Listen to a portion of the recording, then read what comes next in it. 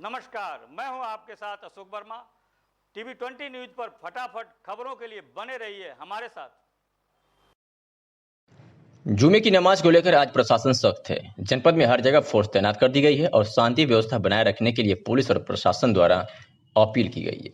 वहीं आजमगढ़ के कस्बा मुबारकपुर में चौकी प्रभारी द्वारा ध्वनि विस्तारक यंत्रों द्वारा लोगों को जुमे की नमाज अपने अपने घर में पढ़ने के लिए व सोशल डिस्टेंसिंग का पालन करने, फेस मास्क का प्रयोग आवश्यक रूप से करने हेतु कस्बा क्षेत्र में आम जनता को प्रेरित किया गया। पुण्यतिथि पर याद किए गए पूर्व पालिका अध्यक्ष गिरीश चंद्र श्रीवास्तव। सभासदों, अधिकारियों और कर्मचारियों ने स्वर्गीय श्रीवास्तव के चित्र पर श्रद्धा सुमन अर्पित कर उन्हें किया याद। दिवंगत पूर्व पालिका अध्यक्ष गिरीश चंद्र श्रीवास्तव की 10वीं पुण्यतिथि पर उन्हें श्रद्धांजलि दी गई। दोपहर में सोशल डिस्टेंसिंग का पालन करते हुए श्रद्धांजलि सभा पालिका परिसर में हुई, जहां सभासदों, अधिकारियों और कर्मचारियों ने स्वर्गीय श्रीवास्तव के चित्र पर श्रद्धा सुमन अर्पित कर उन्हें याद किया। देर शाम स्वर्गीय श्रीवास्तव के कुर्मी टोला स्थित पैतृक आवास पर श्रद्धांजलि सभा का आयोजन हुआ, जहां भाजपा जिलाध्यक्ष ध्रुव कुमार सिंह ने कहा कि दिवंगत गिरीश चंद्र श्रीवास्तव वंचित समाज के रहनुमा थे। उनके योगदान को कभी भुलाया नहीं जा सकेगा। इस दौरान मौजूद लोगों ने स्वर्गीय श्रीवास्तव को श्रद्धा सुमन अर्पित करते हुए कहा कि जब से उनसे बात करते तब उनके बातों के केंद्र में गरीब और वंचित समाज ही होता था। कभी कभी तो ऐसा भी समय आया जब कोई गरीब अपने बच्चे की शिक्षा या बेटी की शादी के लिए मदद को उनके पास पहुंच गया और उनके पास मदद करने इतना धन मौजूद नहीं था। ऐसी स्थिति में वह दूसरों से कर्ज लेकर मदद कर देते थे और उसे एहसास तक नहीं होने देते थे। शाह पालिका अध्यक्षा शीला श्रीवास्तव ने कहा कि समाज के प्रति दायित्व निर्वहन में उनसे जो कमी रह जा रही है उसे पूरा हम सब करेंगे। इस अवसर पर प्रणीत श्रीवास्तव हनी, डॉक्टर RN श्रीवास्तव, ओम प्रकाश मिश्रा, अवधेश श्रीवास्तव, सुधीर अग्रवाल, आनंद देव उपाध्याय सहित शहर के सम्मानित नागरिक व बुद्धिजीवी उपस्थित थे। आज स्वर्गीय गिरीश चंद्र श्रीवास्तव, जो कि विकास पुरुष के नाम से जाने जाते हैं, आजमगढ़ शहर में उनके 10वीं पुण्यतिथि उनके आवास पर और नगर पालिका में कर्मचारियों सभासदों द्वारा बनाई गई। स्वर्गीय गिरीश चंद्र श्रीवास्तव ने अपने कार्यकाल में जो कार्य किए, आज भी जनता के दिलों में वो अपने कार्यों से जिंदा हैं। लोग उन्हें याद करते हैं और उनके कार्यों को याद करते हैं। उन्हीं के कार्यों से ये आजमगढ़ की जनता को मालूम हुआ कि नगर पालिका का मतलब क्या है, नगर पालिका के क्या क्या कार्य हैं और नगर पालिका क्या क्या कार्य कर सकती है। इसीलिए आज भी वो लोगों के दिलों में जिंदा हैं। अपनी सरलता और लोगों के बीच में जो उनकी लोकप्रियता थी, सरलता से, वो आज भी उसी तरह बरकरार है। उनके सभी लोगों ने, कोई भी दलीय सीमा नहीं थी, सब लोग उनके आवास पर आकर करीब 250-300 लोगों के बीच में उनकी श्रद्धांजलि हुई। कोई भाषण नहीं हुआ। सब लोगों ने इस महामारी से उबरने के लिए 2 मिनट का मौन कर सब ने एक साथ प्रार्थना की कि हम जो इस महामारी से आज लड़ रहे हैं, ये जल्द से जल्द ख़त्म हो और हम सब पहले की तरह सुख समृद्धि और एक साथ उसी तरह से रहें जैसे पहले रहते थे। यही सब ने कामना की और सोशल डिस्टेंसिंग और सब फॉलो करते हुए ये पुण्यतिथि आज उनकी मनाई गई। पुलिस अधीक्षक आजमगढ़ प्रोफेसर त्रिवेणी सिंह द्वारा चलाए जा रहे अभियुक्तों की गिरफ्तारी के क्रम में तरवा थाना पुलिस ने गोवध निवारण अधिनियम के तहत एक अभियुक्त को गिरफ्तार किया है। वहीं रानीसराय थाने की बात की जाए तो रानीसराय थाना पुलिस ने भी गोकशी में वांछित एक अभियुक्त को गिरफ्तार कर जेल भेजा है। इसी क्रम में थाना पवई की पुलिस ने गोकशी के मामले में वांछित दो अभियुक्तों को गिरफ्तार कर न्यायालय के समक्ष चालान कर जेल भेज दिया है। आजमगढ़ में समाजवादी पार्टी का प्रतिनिधिमंडल जनपद के प्रवासी मजदूरों, गरीबों, किसानों की समस्याओं को लेकर नवागत जिलाधिकारी से मिला। समाजवादी पार्टी ने अवगत कराया कि प्रवासी मजदूरों के आने के बाद प्रशासन व पुलिस की लापरवाही के कारण संक्रमण बढ़ता जा रहा है। जो लोग बाहर से आए उनको समुचित तरीके से क्वारंटीन नहीं किया गया है। भोजन आदि की व्यवस्था न होने के कारण घरों गाँवों में रहने लगे तमाम ऐसे लोग हैं जिनके पास एक पैसा भी नहीं, जिसके कारण वह आवश्यक वस्तु व दवा आदि ले पाने में असमर्थ हैं। उनकी आर्थिक मदद की जाए, गरीबों मजदूरों को रोजगार देने के अवसर प्रदान कराया जाए। बरसात का समय आ गया है, तालाबों व पोखरों से संबंधित नालों की सफाई नहीं हुई तथा तहसील सगड़ी के तमाम गांव बाढ़ से प्रभावित होते हैं। यदि समय से ध्यान नहीं दिया गया तो कोरोना संक्रमण तेजी से फैल सकता है और सामुदायिक रूप ले सकता है। जनपद में पुलिस उत्पीड़न बढ़ता जा रहा है। दलितों, पिछड़ों, अल्पसंख्यकों व गरीब का सत्ता पक्ष के इशारे पर मुकदमे लिखे जा रहे हैं, जिसके माध्यम से नाजायज कार्रवाई हो रही है। तहसीलों व ब्लॉकों के कर्मचारियों द्वारा जनता की समस्याओं की अनदेखी की जा रही है, जिससे विवाद बढ़ रहे हैं। राजस्व व पुलिस की टीम द्वारा विवादित मसलों को हल कराया जाए। प्रतिनिधिमंडल में निवर्तमान जिलाध्यक्ष हवलदार यादव, पूर्व मंत्री व विधायक दुर्गा प्रसाद यादव, पूर्व सांसद रमाकांत यादव, पलिहारी बाबू, विधायक डॉक्टर संग्राम सिंह यादव, एमएलसी राकेश यादव, पूर्व विधायक श्याम बहादुर सिंह यादव, जयराम सिंह पटेल सहित अखिलेश यादव उपस्थित थे। इन मुद्दों को लेकर के डीएम से मिलकर के सभी बातों को अवगत कराया है और खासकर कोरोना से प्रभावित जो लॉकडाउन हुआ उस दौरान गरीबों, मजदूरों, प्रवासियों को जो सुविधाएं मुहैया कराई जानी चाहिए वो सुविधाएं न शासन द्वारा दी गई न प्रशासन द्वारा दी गई। आज जिस तरह से लोग गांवों पर आ करके खाने के मोहताज हैं, उनमें आपस में विवाद बढ़ रहे हैं। सरकार से हम लोगों ने मांग किया है, प्रशासन से मांग किया है कि उनके खाने पीने की और अन्य सामान जैसे हैं खरीदने के लिए, बच्चों की दवा के लिए और सब चीज़ों के लिए उनको आर्थिक मदद भी दिलाया जाए।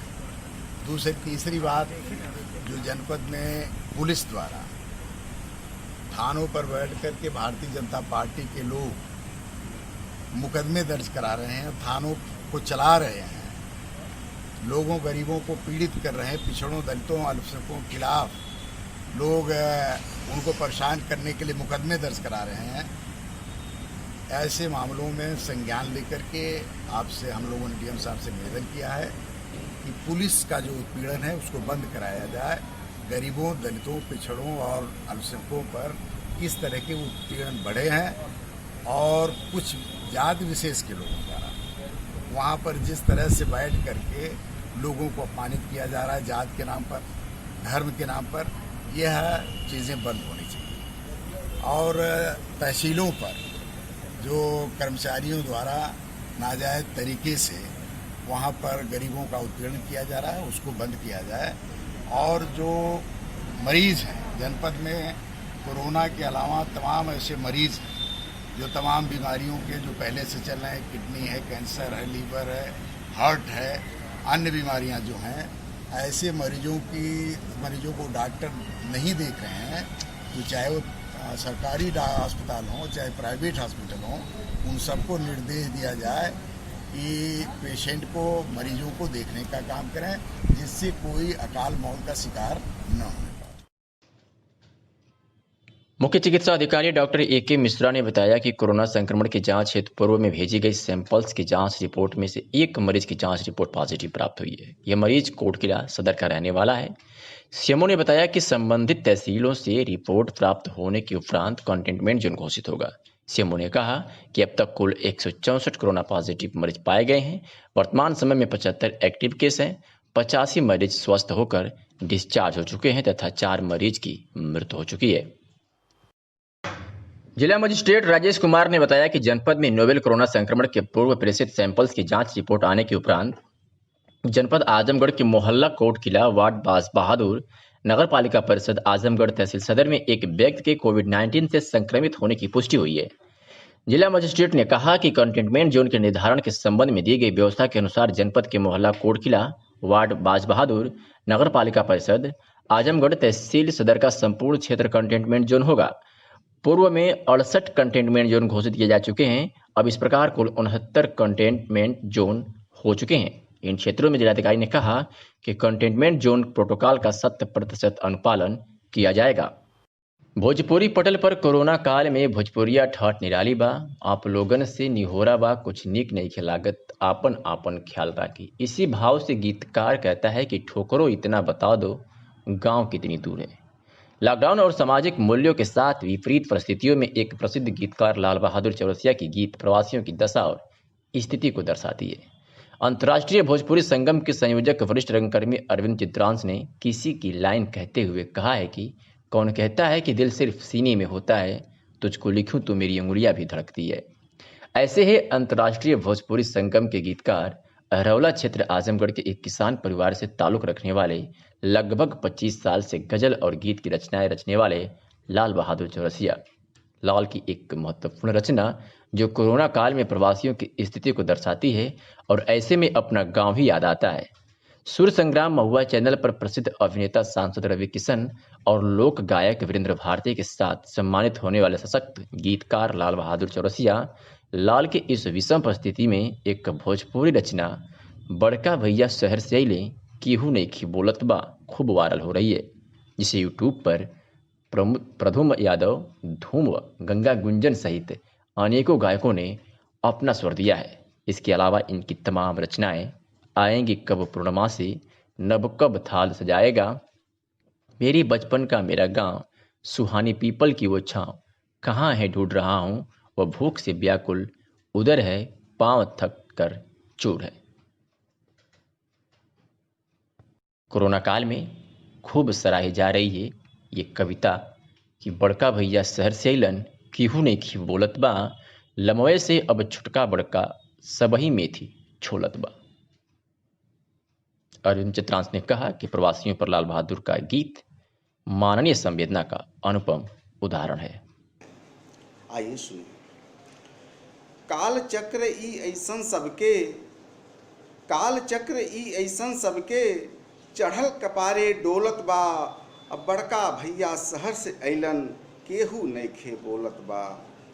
काल चक्र ई ऐसन सबके, चढ़ल कपारे डोलत बा, बड़का भैया शहर से अइलन केहू नइखे बोलत बा। बॉम्बे जैसन शहर में उनकर, बॉम्बे जैसन शहर में उनकर चढ़ल जवानी बीत गईल, उन्हीं के पैसा से हमरे घर के पक्की भीत भइल। लमोए से अब छोटका बड़का सबही मेथी छोलत बा, बड़का भैया शहर से अइलन केहू नइखे बोलत बा। पाँव में छाला पड़ल बा उनके, पाँव में छाला पड़ल बा उनके, अखिया जैसे जागल बा, अब बॉम्बे से पैदल अइले में 16 दिनवा लागल बा। बड़े प्यार से बोलत बाड़े मुहवा केहू न खोलत बा, बड़का भैया शहर से अइलन केहू नइखे बोलत बा। बड़की भौजी मुहा तोप के, बड़की भौजी मुहा तोप के कलुआ के समझावत बाड़ी, अबहिन पजरे मत जइहे तें ओके आँख दिखावत बाड़ी। बड़की भौजी मुहा तोप के कलुआ के समझावत बाड़ी, अबहिन पजरे मत जइहे तें ओके आँख दिखावत बाड़ी। ऐसन पापी हवे करोना रिश्ता में विष घोलत बा, बड़का भैया शहर से अइलन केहू नइखे बोलत बा। टिबुले वाली मड़ई में अब, टिबुले वाली मड़ई में अब भैया के चरपाई बा, मस माछी के छोड़ी उहाना केहू के आवाज आही बा। कहें लाल ई मनवा हमरा भीतरा भीतर खौलत बा, बड़का भैया शहर से अइलन केहू नइखे बोलत बा। जय हिंद। बाल श्रम दिवस पर पुलिस दंपति सब इंस्पेक्टर अनूप मिश्रा पूर्व और रीना पांडे द्वारा बाल चौपाल के संयोजन में भोलाखेड़ा, ओशो नगर, कृष्णानगर, ट्रांसपोर्ट नगर आदि क्षेत्र की कच्ची बस्तियों में रहने वाले गरीब और मजदूर परिवारों के बच्चों के लिए आज बाल संसद का आयोजन किया गया। बाल संसद में बच्चों ने बड़ी मासूमियत और बेबाकी के साथ पुलिस वाले अंकल आंटी से बाल मजदूरी और उत्पीड़न से जुड़े सवाल किए। पुलिस दंपति सब इंस्पेक्टर अनूप मिश्रा पूर्व और रीना पांडे ने बाल श्रम से जुड़े बच्चों के सवालों का जवाब देने के साथ साथ उनको बाल अधिकारों के प्रति जागरूक किया। बाल श्रम नियमों की जानकारी देते हुए सब इंस्पेक्टर अनूप मिश्रा पूर्व ने कहा कि चंद रुपयों की खातिर बच्चों की बचपन को अनदेखा करके 14 साल से कम उम्र के बच्चों से मजदूरी करवाना या काम के जरिए उनका शोषण करना दंडनीय एवं गंभीर अपराध है। उन्होंने बच्चों के अभिभावकों को समझाया कि बच्चों के कंधों में मजदूरी की जिम्मेदारी न डालें, उनके हाथों में कलम थमाकर पढ़ लिखकर आगे बढ़ाने का अवसर दें। आजमगढ़ के सेक्टर मुकेरीगंज में बूथ नंबर 214 पर प्रधानमंत्री का पत्र वितरित किया गया। साथ ही हरित भगवा मुख पर्दा देकर आग्रह किया गया, जब आप एक से अधिक हों तो इसे अपनी मुख पर जरूर लगाएं और सामने वालों को भी इसके लिए प्रेरित करें कि वह भी मुख पर्दा लगाएं और 2 मीटर की डिस्टेंस को फॉलो करें। मोदी ने आग्रह अपेक्षा किया है कि 130 करोड़ भारतीयों का वर्तमान और भविष्य हम अपना वर्तमान भी खुद तय करेंगे और अपना भविष्य भी हम आगे बढ़ेंगे। हम प्रगति पथ पर दौड़ेंगे, हम विजयी होंगे। हमारे यहाँ कहा गया है कि कृतम में दक्षिणे हस्ते जयो में सभ्य आहित, यानी हमारे एक हाथ में कर्म और कर्तव्य है तो दूसरी हाथ में सफलता सुनिश्चित। देश की निरंतर सफलता की कामना के साथ मैं आपको नमन करता हूं और आपको, आपके परिवार को मेरी हार्दिक शुभकामनाएं। स्वस्थ रहिए, सुरक्षित रहिए, जागरूक रहें। आपका प्रधान सेवक नरेंद्र मोदी। यह पत्र लोगों को समर्पित किया गया है। यह कार्य निवर्तमान नगर अध्यक्ष विनय प्रकाश के नेतृत्व में और धर्मेंद्र सिंह उपाध्यक्ष के सहयोग व सौरभ गुप्ता बूथ अध्यक्ष साथ में मनोज बौद्ध का भी सहयोग प्राप्त हुआ है।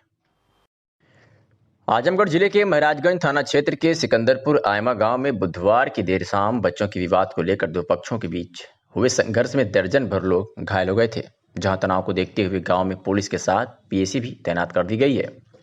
एक पक्ष की तहरीर पर पुलिस ने तत्परता दिखाते हुए 19 लोगों के खिलाफ मुकदमा दर्ज कर 1 दर्जन आरोपियों को गिरफ्तार कर लिया, जिसमें 7 आरोपी फरार हैं। फरार आरोपियों के ऊपर पुलिस अधीक्षक ने 25-25 हजार का इनाम घोषित कर दिया है और गिरफ्तारी के लिए पुलिस टीम तैनात कर दी गई है। पुलिस अधीक्षक प्रोफेसर त्रिवेणी सिंह का कहना है कि महाराजगंज थाना क्षेत्र के सिकंदरपुर आयमा गांव में एक ट्यूबवेल है जहां मुस्लिम लड़के हमेशा बैठते हैं और आने जाने वाली लड़कियों के साथ छेड़खानी करते थे।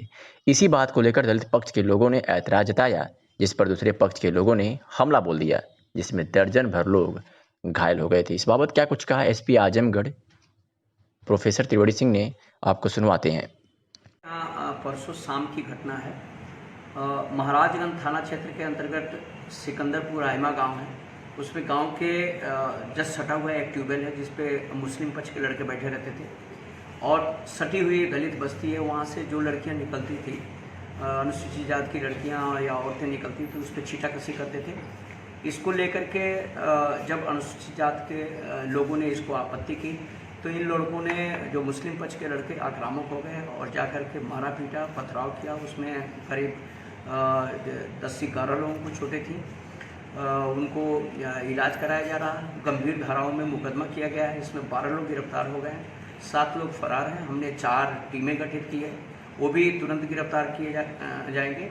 और चूँकि घटना बहुत ही गंभीर प्रकृति की है, जिससे कानून व्यवस्था की बड़ी समस्या वहाँ पैदा हो गई थी, इसलिए इन पे एनएसए की कार्रवाई हम करने जा रहे हैं और गैंगस्टर एक्ट के तहत भी इनके खिलाफ कार्रवाई करेंगे।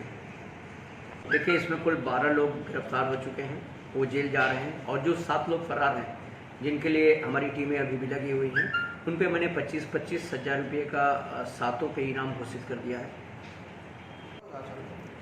ठीक सर, जो फरार आरोपी हैं इन पर क्या कार्रवाई की जा रही है, कब तक गिरफ्तारी हो पाएगी? देखिए, इसमें कुल 12 लोग गिरफ्तार हो चुके हैं, वो जेल जा रहे हैं और जो 7 लोग फरार हैं, जिनके लिए हमारी टीमें अभी भी लगी हुई हैं, उन पे मैंने 25-25 हजार रुपये का 7 पे इनाम घोषित कर दिया। उत्तर प्रदेश परिषदीय प्राथमिक स्कूलों में 69,000 सहायक अध्यापकों की भर्ती मामले में शुक्रवार को योगी सरकार को बड़ी राहत मिल गई है। इलाहाबाद हाईकोर्ट की लखनऊ बेंच ने सरकार की 3 स्पेशल अपील पर आदेश सुनाते हुए एकल पीठ के 3 जून के आदेश को स्टे कर दिया है। यानी अब सरकार सुप्रीम कोर्ट के 9 जून के आदेश से करीब 37,000 पदों पर लगी रोक के इतर शेष बचे पदों पर भर्ती प्रक्रिया आगे बढ़ाने को स्वतंत्र है।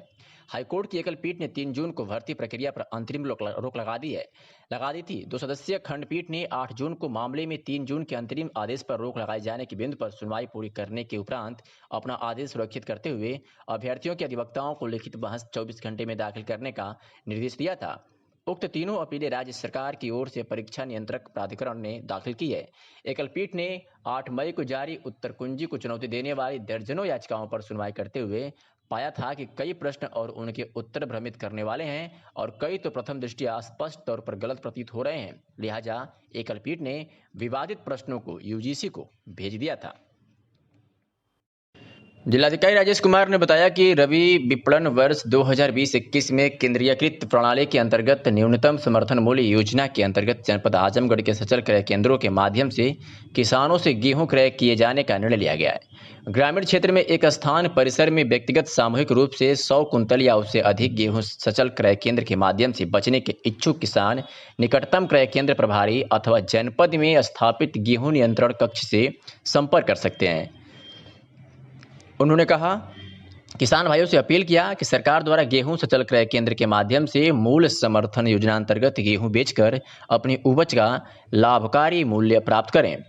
सचल क्रय केंद्र के माध्यम से गेहूं विक्रय हेतु इच्छुक किसान निकटस्थ क्रय केंद्र प्रभारी के अलावा कंट्रोल रूम मोबाइल नंबर 9532543316, जिला खाद्य विपणन अधिकारी 7839564961, सहायक आयुक्त एवं सहायक निबंधक सहकारिता 9451761553, जिला प्रबंधक PCF 9454680024, जिला प्रबंधक UP एग्रो 7991569575 तथा प्रबंधक के दूरभाष नंबर 9838736849 पर संपर्क कर सकते हैं। मंडलायुक्त कनक त्रिपाठी ने मनरेगा कन्वर्जेंस से संबंधित समस्त विभागों के अधिकारियों को निर्देशित किया है कि वे इस योजना के तहत विभाग द्वारा कराए जाने वाले का प्रस्ताव तत्काल DC मनरेगा को उपलब्ध करा दे। उन्होंने कहा कि मनरेगा कन्वर्जेंस के तहत सभी कार्य 15 जून से प्रारंभ कर दिया जाना है तथा शासन स्तर पर इसे प्राथमिकता दी जा रही है। इसलिए प्रस्ताव उपलब्ध कराने में यदि किसी विभाग द्वारा शिथिलता पाई जाती है तो संबंधित अधिकारी के विरुद्ध कठोर कार्रवाई की जाएगी। इसी प्रकार उन्होंने जनपद आजमगढ़, मऊ एवं बलिया में सड़क सहित अन्य समस्त निर्माण कार्यों के संबंध में भी निर्देशित किया कि लॉकडाउन घोषित होने के कारण जो निर्माण कार्य बाधित हो गए हैं या अभी तक आरंभ नहीं हो सकी है, उन सभी परियोजनाओं पर तत्काल निर्माण कार्य प्रारंभ करा दिया जाए। मंडलायुक्त कनक त्रिपाठी ने वृक्षारोपण हेतु जनपद मऊ एवं बलिया में गड्ढा खुदाई कार्य की प्रगति काफी खराब मिलने पर नाराजगी व्यक्त करते हुए कहा कि वृक्षारोपण के लक्ष्य के सापेक्ष 100% गड्ढों की खुदाई 30 जून तक अनिवार्य रूप से पूर्ण किया जाना है। उन्होंने दोनों जनपदों के DC मनरेगा को इस ओर व्यक्तिगत ध्यान देकर समय से कार्य पूर्ण कराए जाने का निर्देश दिया है। कोरोना महामारी से बचाव के दृष्टिगत कलेक्ट्रेट सहित सभी कार्यालयों में जनसुनवाई स्थगित है, लेकिन इसके बाद भी फरियादी अपनी फरियाद लेकर कलेक्ट्रेट पहुंच रहे हैं, जिस पर जिलाधिकारी राजेश कुमार ने आज कलेक्ट्रेट के सभागार में सोशल डिस्टेंसिंग के साथ सभी फरियादियों के बैठने की व्यवस्था कराई तथा कुर्सी पर बैठे फरियादियों के पास स्वयं जाकर फरियादियों के प्रार्थना पत्र का निस्तारण किया।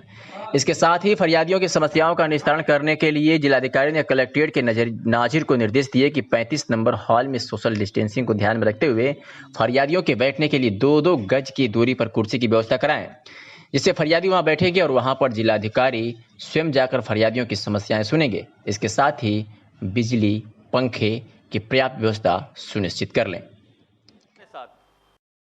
कोरोना महामारी पूरे विश्व में चिंता का विषय बना हुआ है, तो वही इसके बचाव और रोकथाम के लिए विभिन्न स्तर पर केंद्र सरकार व राज्य सरकार लोगों को जागरूक और बीमारी की गंभीरता से अवगत कराते हुए नियम बनाए। वही नियमों के उल्लंघन करने वालों पर कानूनी कार्रवाई करने के निर्देश जारी किए गए हैं। तो वही नगर पंचायत महाराजगंज के व्यापारी जिलाधिकारी आजमगढ़ के द्वारा जारी गाइडलाइंस को ठेंगा दिखा रहे हैं। व्यापारियों को न तो कानून का भय है, न तो मानवता की चिंता। व्यापारियों को तो सिर्फ अपने व्यापार से मतलब दिखाई दे रहा है। नगर पंचायत प्रशासन द्वारा बार बार उक्त महामारी के प्रति सजग और गाइडलाइन के अनुरूप दुकानें खोलने के लिए कहा जा रहा है, लेकिन उन पर इसका कोई प्रभाव नहीं दिखाई दे रहा है। जिलाधिकारी आजमगढ़ द्वारा दुकान खोलने का रोस्टर जारी किया गया है, जिसके अनुरूप ही दुकान व बाजार व खोलने की इजाज़त दी गई है।